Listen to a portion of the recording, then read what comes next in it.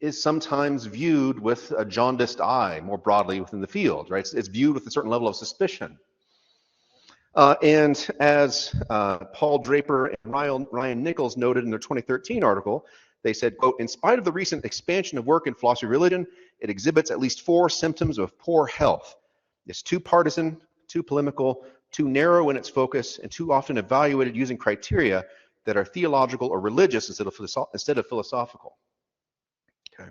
And they go on to suggest that contemporary philosophy of religion is often permeated by scholars who, quote, suffer from cognitive biases and group influences. Okay.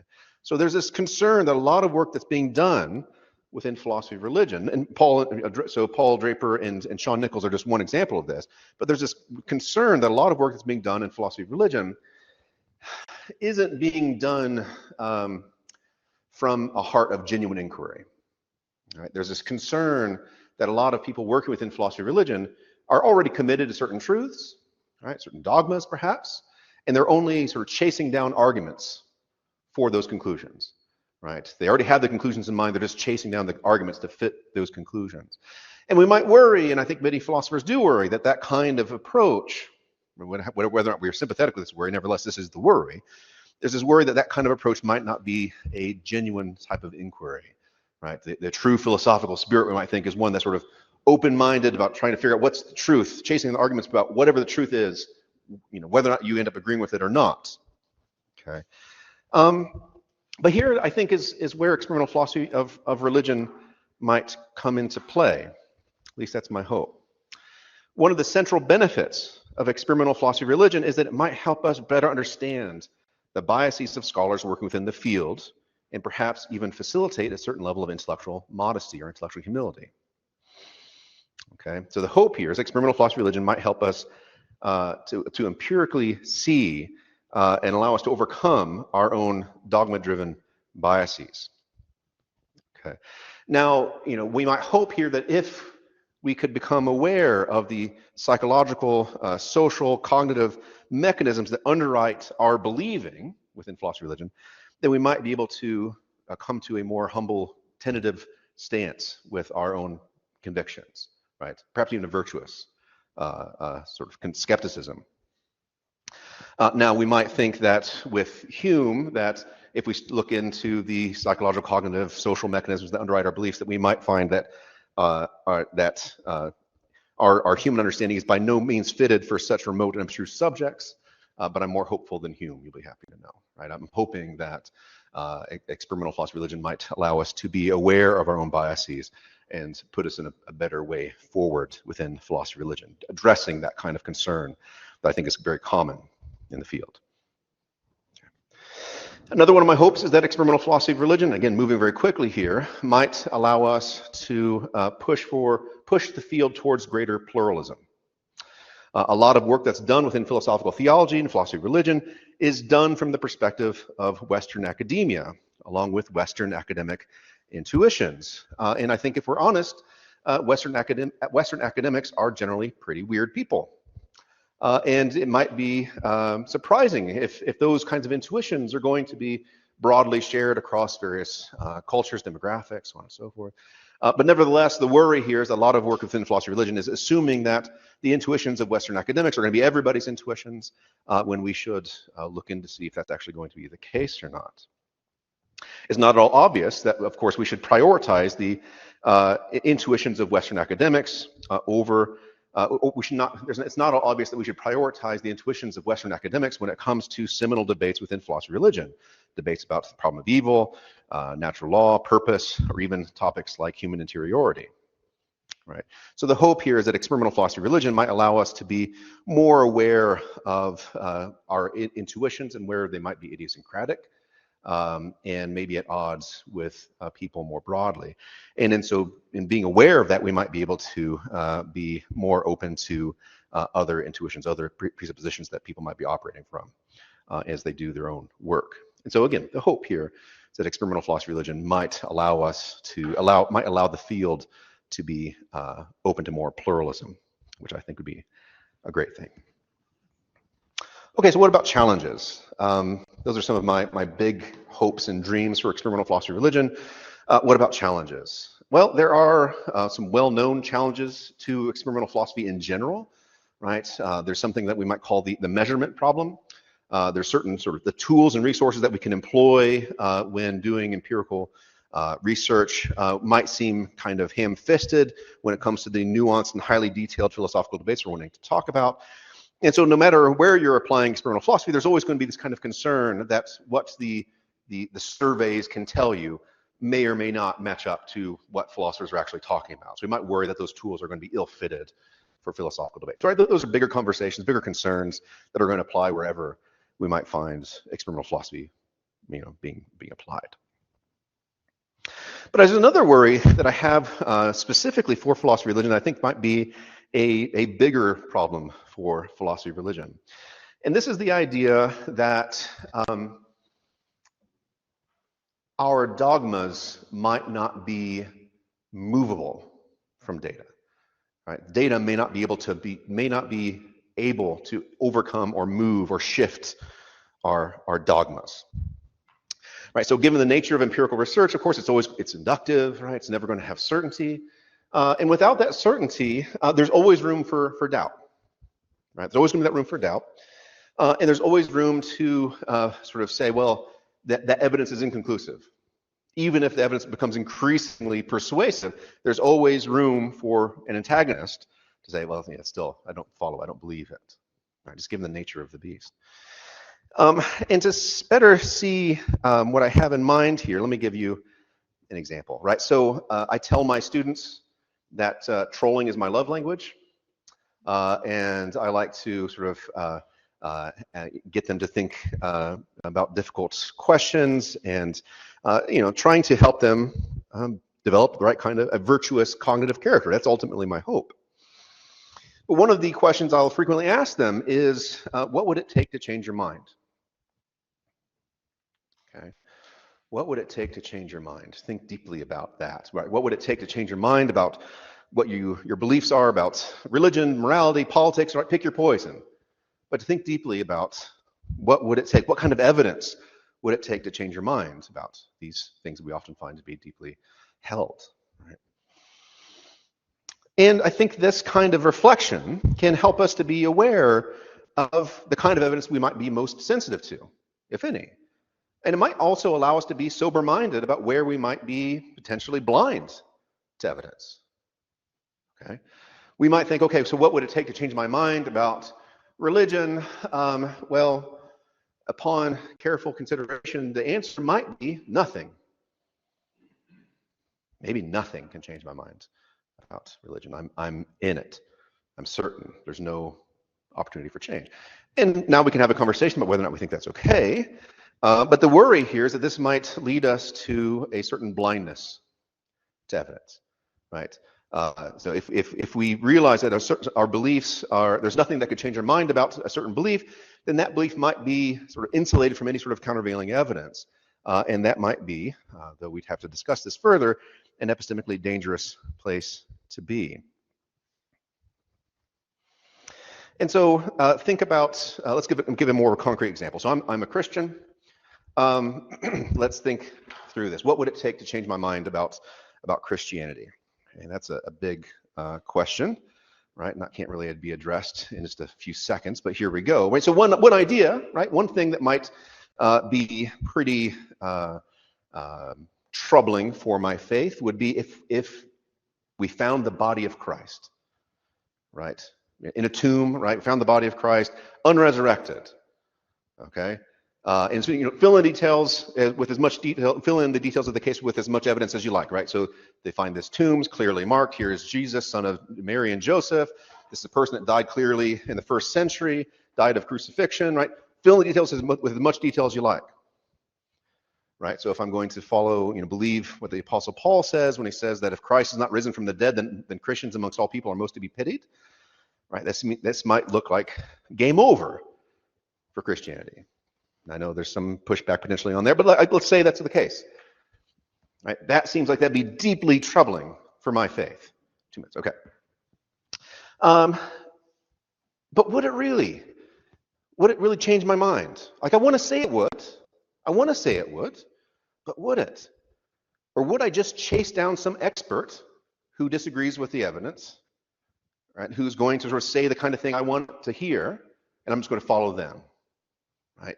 Do you see what I mean? Like, this is the sort of concern that the fill in the detail, make the data as persuasive as you want, it may not be able to overcome the dogma, right? My dogma might position me to be willing to ignore however much evidence there is to chase down whatever expert's going to be telling me the kinds of things I want to hear. Right? Just chasing down arguments for whatever conclusion I'm already committed to. That's the danger. That's the worry I have here, and I think we can see this in all sorts of different cases.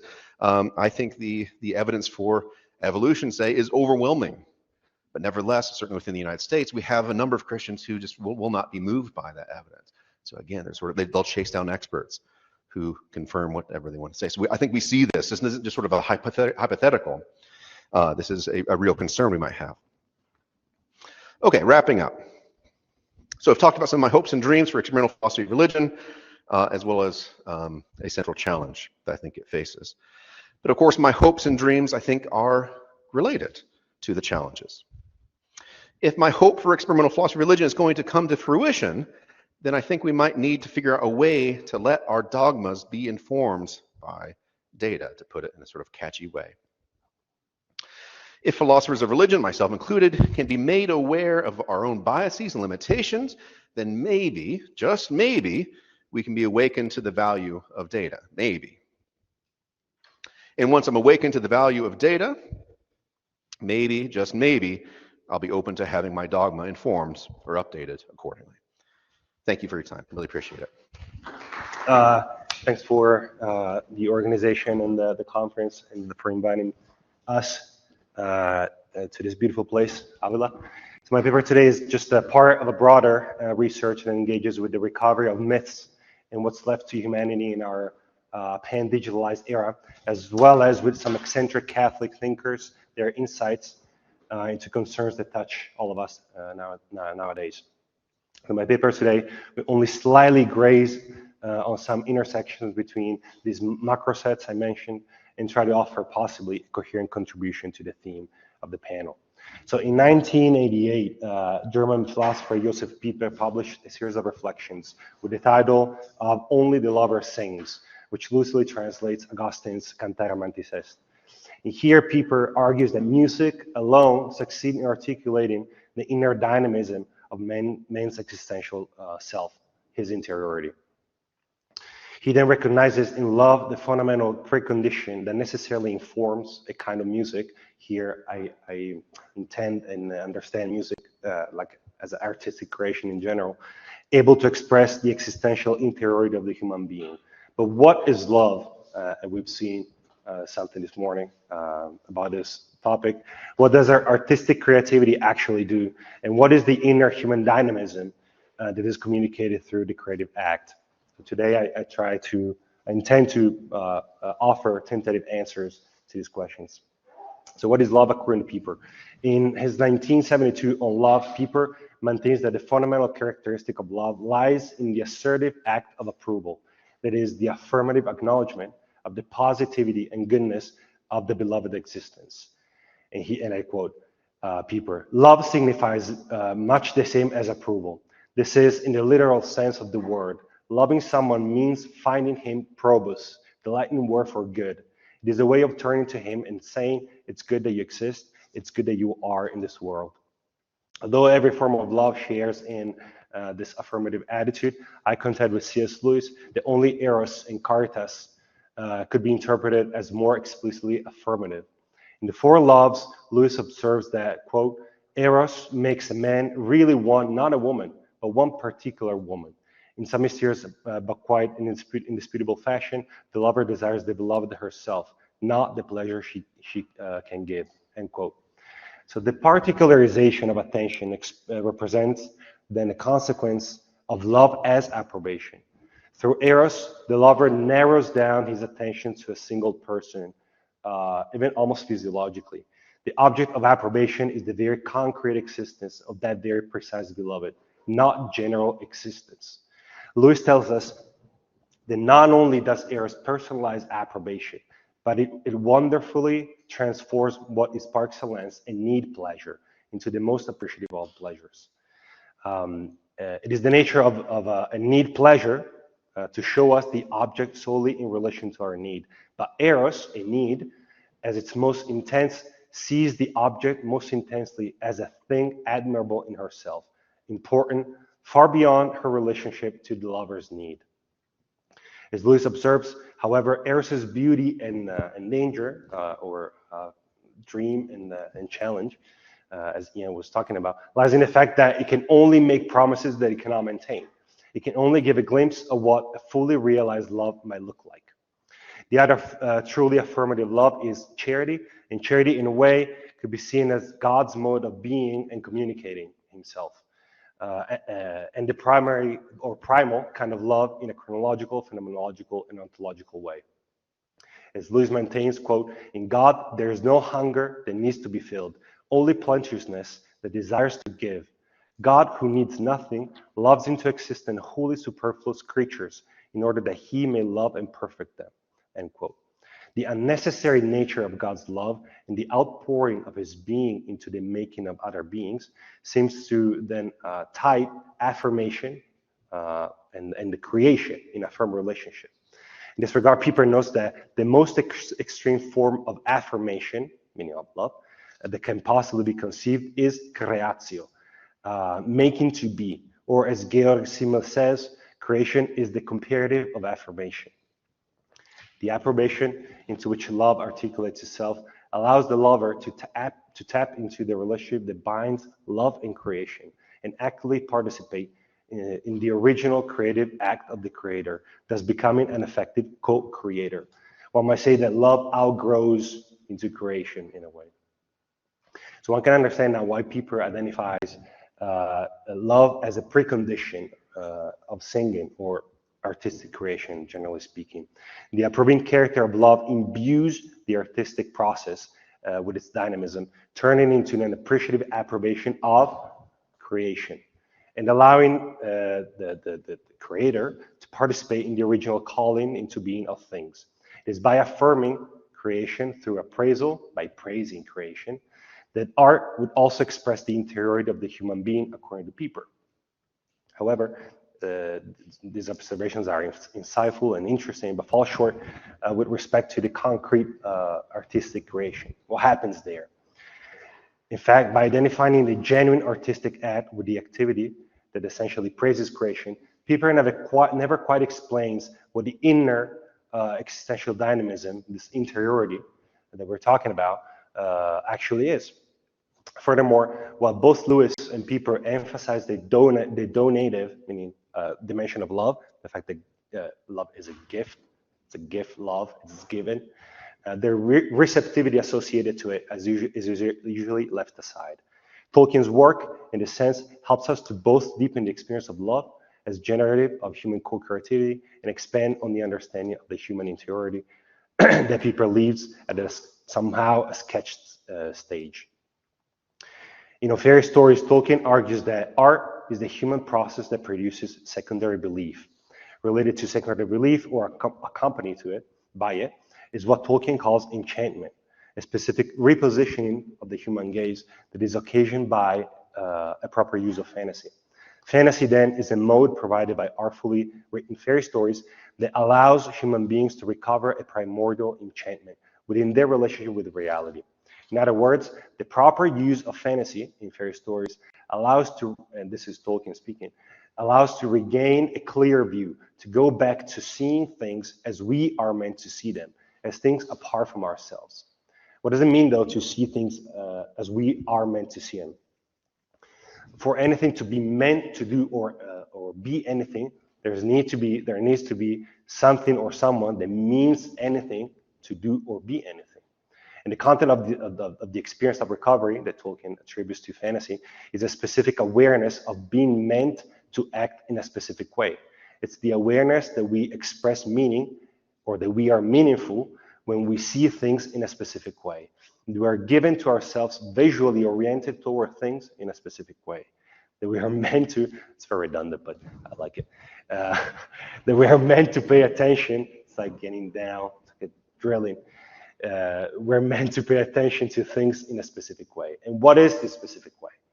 We're meant to see things as apart from ourselves. We're meant to pay attention to things, to attend to things as independent from us, as created independently from us, things that we cannot appropriate or seize. So to recover a clear view, according to Tolkien, then coincides with the liberation from a possessive delusion, the hallucinatory illusion that we exercise power over things. This kind of dispossession, in a way, is due to a legitimate lack of grasp over the unexpectedly superabundance of reality that is disclosed to the observer, the reader, and by creative fantasy. Creative fantasy, says Tolkien, may open your hoard and let all the luck things fly away like caged birds. I'm quoting him.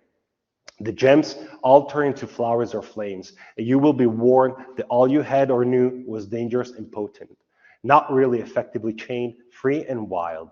No more yours than they were yours, end quote.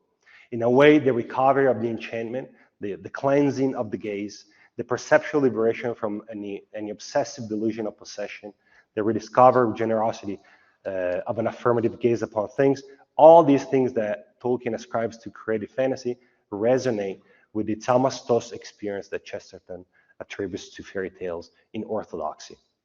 And I'm quoting Chesterton here. And he says, this elementary wonder, the Thalma, this elementary wonder is not a mere fancy derived from fairy tales. Just as we all like love tales because there's an instinct to sex, we all like astonishing tales because they touch the nerve of the ancient instinct to astonishment. This is proved by the fact that when we are very young children, we do not need fairy tales. We only need tales. Mere life is interesting enough. A child of 7 is excited by being told that Tommy opened a door and saw a dragon. So Chesterton. But a child of 3 is excited by being told that Tommy just opened a door, end quote. So creative fantasy and fairy stories facilitate the recovery of that primeval Thalma that is both love and reverential respect, fascination and trembling, that has been translated as the sublime sometimes, especially during the Romanticism, before the mysterious depths of real things. But Thalma is primarily a receptive experience, even in its characterization as fear, like Severino speaks about Thalma not as fascination, but as fear. Even that is receptive. It is founded on what Paolo Prospero defines as stuporous receptivity, with which the artist is capable to listen to those realities that abide in the primary world with love. In this sense, the generation of what Tolkien calls secondary belief is predicated first and foremost upon an approving, welcoming, or reception of things belonging to the primary world in your reality. This is why Tolkien writes, creative fantasy is founded upon the heart recognition that things are in the world as it appears under the sun. The position described here, however, is not simple matter-of-factness, or what Chesterton would call scientific fatalism. The foundation of creative fantasy hinges upon an affirmative attitude toward factual reality, on a recognition of fact, but not a slavery to it. So the recognition, so that'd be interesting with the data, with the way you talk about data, actually. The recognition of the factuality of real things does not coincide with fatalist acceptance that things ought to necessarily be the way they are. It is rather the implicit affirmation that insofar as things are the way they are like the way they are unnecessarily. Things do not have to be like this, and yet they are like this. This realization signals to a gratuitousness to things, to a primary givenness to things. Things are meant to be the way they are, not because their meaning is necessarily produced by dialectical processes, but rather because they're given, they're created, they're primarily defined by creatureliness. Someone or something means them to be the way they are. So creative fantasy in this, according to this logic, creative fantasy and affirmation of reality as created go hand in hand. So what does it mean to create at this point? And why is human loving receptivity proportional to the intensity of his ability to create? To answer, I'm going to look at Tolkien's poem Mythopoeia, And here, referring to human beings, he writes, and I quote, disgraced he may be, yet is not dethroned, and keeps the rags of lordship once he owned. His word dominion by creative act, not his to worship the great artifact. Man, sub-creator, the refracted light, through whom is splinter from a single white to many hues, and endlessly combined in living shapes that move from mind to mind.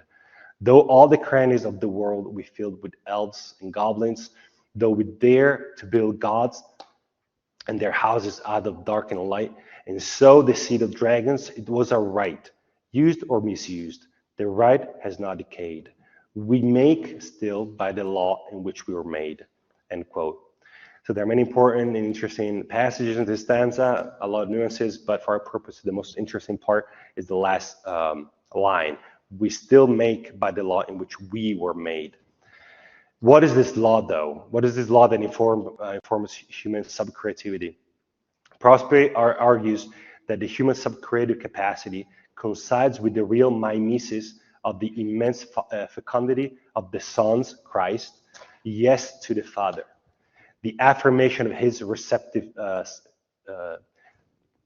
I'm not speaking theologically here, I'm speaking about phenomenologically. It's this radical acceptance. The affirmation of his receptive sonship, the acknowledgement of being given to himself gratuitously and unnecessarily, the ceaseless approval stated by the Son for the Father from within their loving relationship. This is what the human sub-creative act imitates, tries to repropose and reinstate. Through this imitation, the sub-creative act reveals to be a tribute to the infinity of God's potential variety, as Tolkien writes in a letter 153. Sub-creation contributes to creation by unveiling those possibilities that, for whatever reason, have been only left at the stage of phenomenological and or ontological potency. But it bears fruit only if it somehow manages to get closer to the yes saying, it's a Nietzschean expression, of the sons to the Father. In this way, Tolkien shows how the genuinely creative act always springs from an original primeval receptivity. It is only by receiving the gratuitous gift of their own being and the needless givenness of reality, like the Son actually supremely does, that human beings can acquire the capacity to collaborate in the creation of the world by means of their art or their creative act in general. In other words, it is by welcoming their identity as unnecessary beings affirmed into existence that human can, in turn, love with that approving love that alone is able to sub-create and hence participate into the creation of the world. The lover then is able to co-create only so far as he first considers himself or herself a beloved. Tolkien's work reveals that human artistic creation or sub-creation, in his own terms, coincides with a vocation, with a responsibility in the sense of responding to. Rather than merely expressing a person's inner turmoil or the inspiration of the diamond, the Platonic diamond, or the mystical praising of creation, according to Pieper, sub-creation is a calling. It springs from and responds to the primordial human dynamism, that of being gratuitously and continuously called into being. Thank you. So thank you very much. And my English translated title is San Bonaventure, Fontalis, Plenitudo, and the Intimate Anthropological Relationality. And this is an attempt to propose the vision of San Bonaventure and the Franciscan school too, connected, in order to explain in some way, starting from the idea of God as Fontalis Plenitudo, the idea of the life inside the Trinity, the life and the relationality inside the creation, and then the deep relationality between the human being and God itself. So this is the idea, and my starting point, my presentation will be divided into three steps. The first one is this, the Trinitarism and Christology, in San Bonaventure. Sorry for, I think is the format is different between my computer and this one. And the idea of Trinitary in San Bonaventure is this, more or less, in a very big synthesis. God the Father is seen as Fontalis Plenitudo, a term that contains both two different words describing how all the dynamism inside the Holy Trinity. It means Fontalis, the fonts, and Plenitudo, the completion. So with this term, God the Father and the whole Trinity represent and contains all the dynamism of their relationality. Jesus Christ is considered into the metaphysical and theological setting of Bonaventure as medio, centrum, and ordo in the Trinity. For this reason, is a very important point so that in order to structure this relationality and also this relationality between God and the human being. We will see this because being medio, centrum, and ordo in the Trinity, he is also mediator of the Trinitarian relationality in the entire dynamism of creation, and in particular with us. The Holy Spirit is the loving gift of the Father, and his position is also in order to obtain and fulfill the completion of the entire creation and the human being in relation with the Trinity.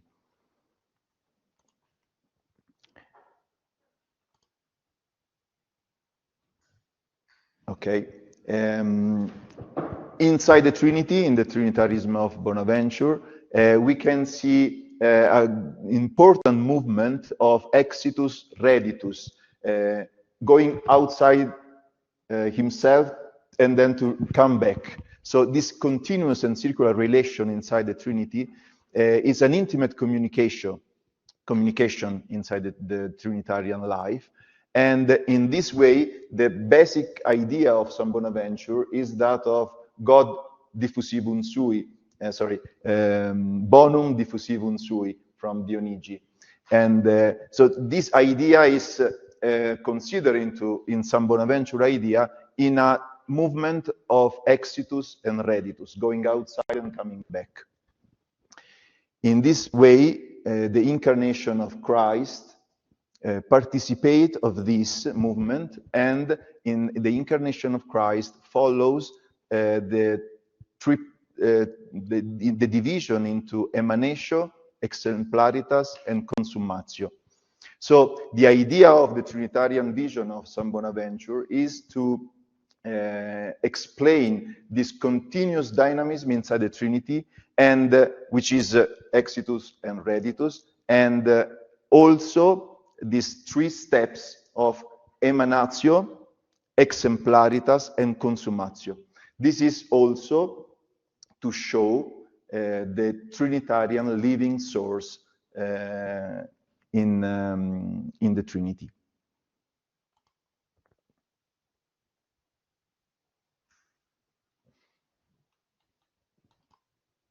Okay, sorry for the slide. And according to this Trinitarian setting, we can see that the plurality in God help us to put attention into at least 2 points, a sort of change of paradigm. The first one was shown before, and is the passage from the analogy to the contuitus. The contuitus is because of inside the Trinity there is a continuous relation between the persons. In this movement, exitus and reditus, and in this movement I've shown before, contuitus is the way for us to perceive the reality as a continuous communication of the good. Man is capable of seeing things in God, because man, humanity, thanks to incarnation, can perceive the reality as a continuous relation with God. So the first change of paradigm is starting from the ontological relationality of reality, and brings us to an attempt of contuitus, not just saying of reality as an analogy with God, but there is a participation into the relational activity of the Trinity. The second change of paradigm is that if in this setting of a Trinitarian vision of the creation, the causality is not the first step of what happens inside the world. I mean that there is a relational causality, a non-causal productivity in God that is bigger than simple causality. So contuitus is a sort of participation inside the knowledge of the reality and the knowledge of God into the reality, and there is a relational causality to be understood in order to read the whole creation and the creation in the Trinitarian setting. The second point in my presentation is the relationality in the creation. Okay, it's already been said something about this, because if the Trinity is relationality, and this relationality has a ordered movement and dynamism inside it because of Jesus Christ, who is incarnated, and because Jesus Christ is ordo, centrum, and medium inside the Trinity, for the same reason, all the creation participates to the same dynamism of the Trinity. So the idea of a creation in which there is a continuous exitus and reditus, and a continuous movement of emanation, exemplarity, and consummation, in this way, we can say that creation, thanks to essentially to the revelation of God in Jesus Christ, creation participates to this Trinitarian setting. In San Bonaventure idea, there is all this I am trying to describe, and I'm sorry for how I describe it, but it's trying to describe a theological and metaphysical setting both. The interest of Bonaventure, in my opinion, is that it offer, together with a theological setting, also a metaphysical setting of the reality. Because of this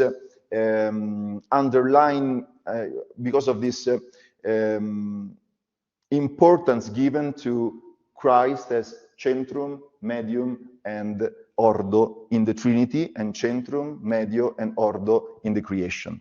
This is a reference point, we can say, of the whole understanding of the creation. And this is possible because of Jesus Christ has contemporary the two natures, human natures and the divine natures, without confusion. In this point, we can more easily speak about this analogy, okay? And without confusions means that we are not supposed to go into the direction of panpsychism, for example, of panentheism, for example. So when we say that all the creation exit from God and has to go back to God, exitus and reditus, we are not speaking about the classical scientific idea of reduction in the sense of going in the sense of reducing something, but this reductio in Latin is a sort of completion. So all the creation coming from the Trinity goes back to the Trinity.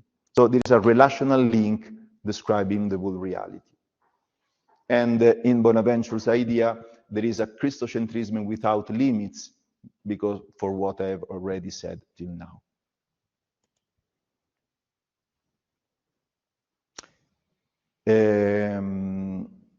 Okay, the idea of San Bonaventure is to see Jesus Christ as the Word, as a locus of the divine ideas, the rationes eterne. It means that God the Father is the ars, is the Fontalis Plenitudo, but Jesus Christ is the ars eterna, is the ars patris, is the art of the Father, causing the world and representing the Trinity. So the third point in my presentation starts with this expression of the Gaudium et Spes, describing the conscience as the place in which acts the word of God, essentially, in order to bring us toward the completion. And so there is an intimate participation in the life of the Trinity of the human being. And this intimate participation in the life of the Trinity of the human being is, because of the creation, is considered as a strict participation to the life of the Trinity itself, but the human being is the most important part of the creation in living this participation in the Holy Trinity. So, if the incarnation is the hermeneutic key of the creation, because it helps us to understand the creation in the setting of this relationality, which characterizes the Trinity and characterizes the creation and characterizes the relation between man and the Trinity itself. Incarnation is the key of hermeneutic key of the creation.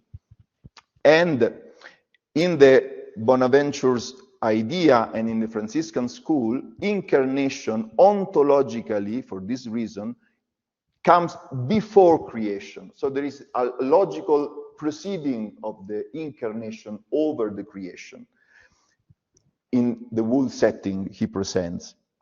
In this way, again, we can understand more and more how great and deep is the relation between the human being and God, the Trinity. I'm going to the end, yes. And so this kind of interiority is called inhabited interiority.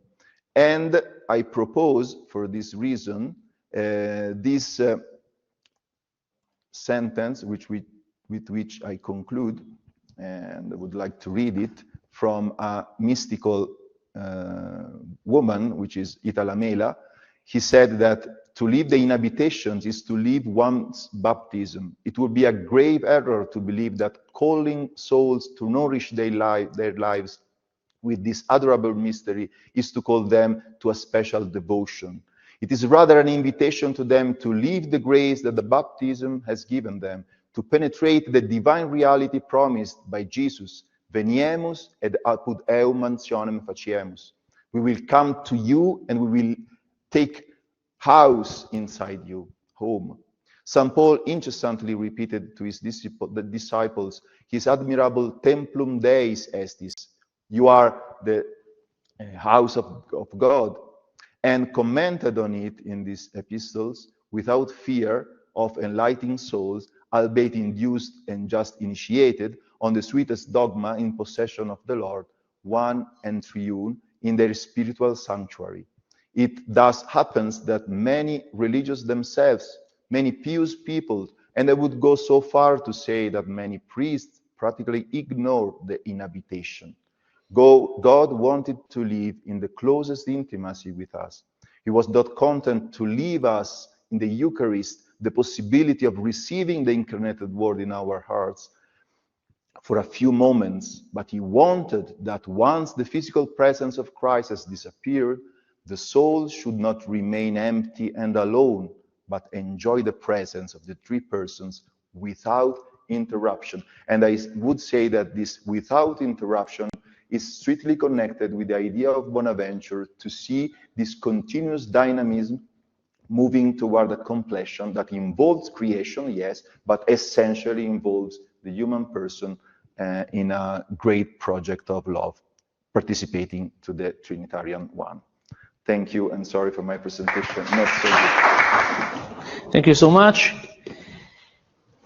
It's an honor to be here in Avila, in this beautiful place and in this beautiful conference. The title of my paper is The Material Ethics of Emotion, a critical comparison of Scheler and Nussbaum for an education of affectivity.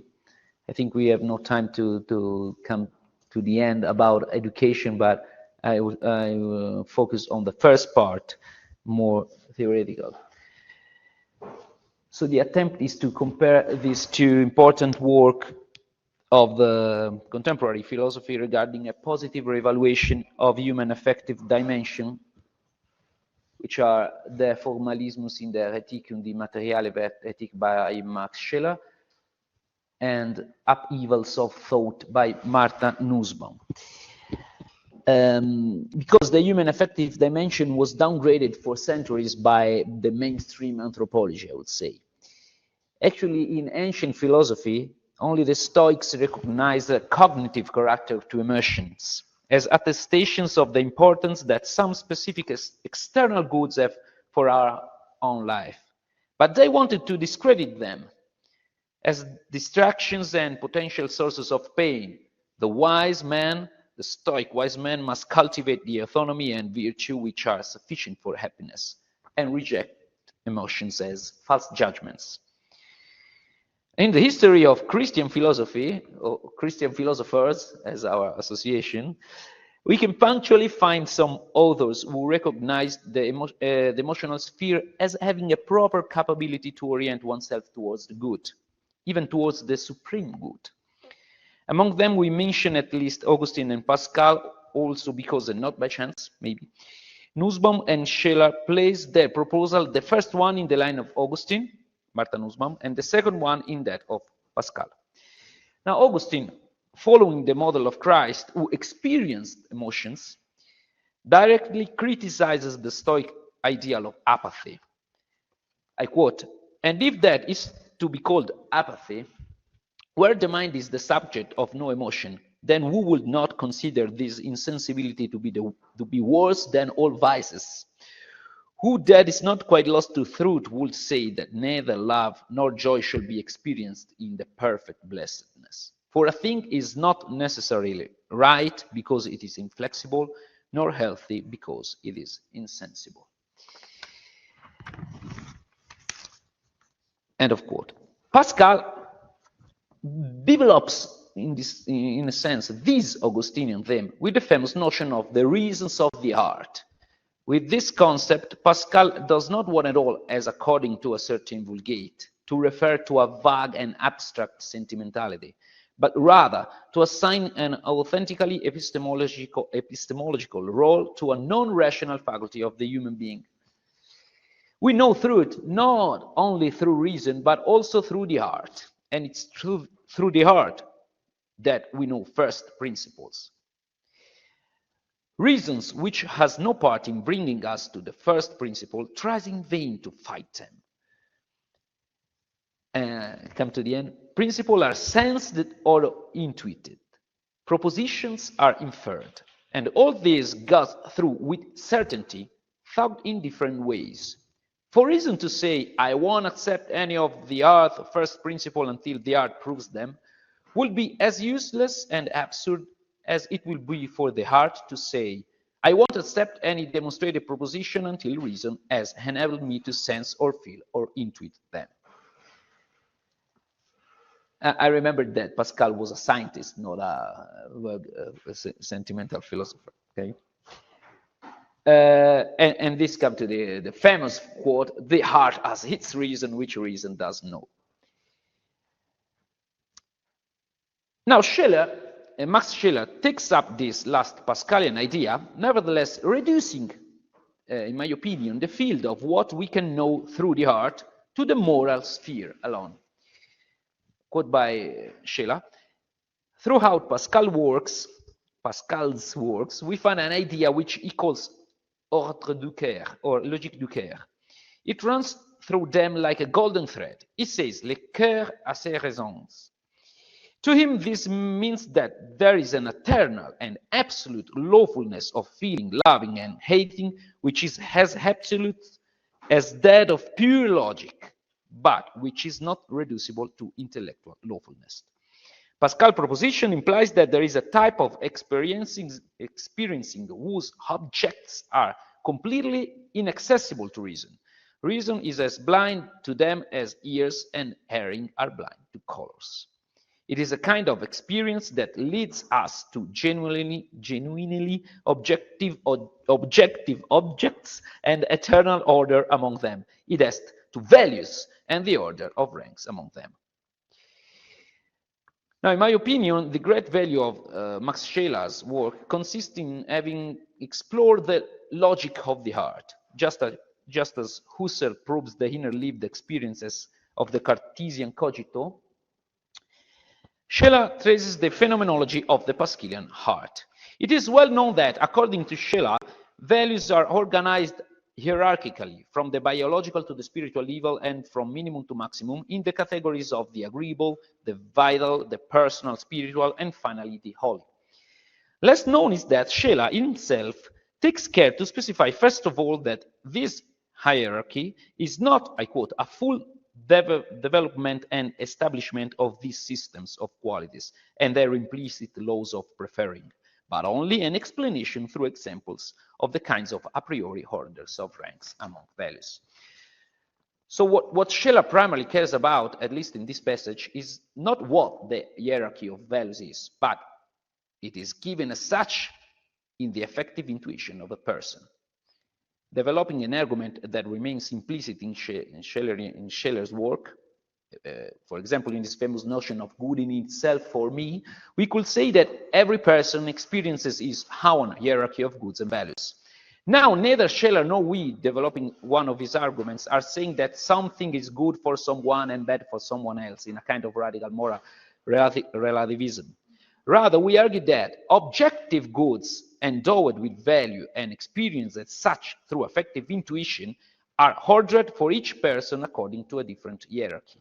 A specific good in itself may be for me of very high value, so much so that I experience it as my vocation, and to another person of lesser value. Coming to Nussbaum, generally speaking, there is a central conception which brings Martha Nussbaum reflection closer to that of Scheler. For both, emotions are inextricably linked to the outside world. They tell us something about the relationship between the individual and the otherness.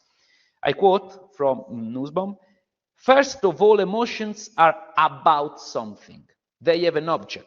Second, the object is an intentional object. That is, it figures in the emotion as it is seen or interpreted by the person whose emotion it is. Emotions are not about their object merely in the sense of being pointed at them and let go, the way an arrow is released toward its target. Their aboutness is more intentional and embodies a way of seeing. Emotions are, in Nussbaum vision, judgments of value. It has, I quote again, judgments in which people acknowledge the great importance for their own flourishing of things that they do not fully control, and acknowledge thereby their neediness before the world and its event." So, on one hand, Nussbaum revitalized, how many minutes? 5? 4. On one hand, Nussbaum revitalized the Stoic vision of emotions as having a cognitive content. On the other hand, she completely rejects the Stoic normative theory, which was focused on apathy and independence of the wise man as ethics goals. Far from being an impediment to full human fulfillment, flourishing, according to the American philosopher, emotions are, on the contrary, extremely precious and necessary for achieving it.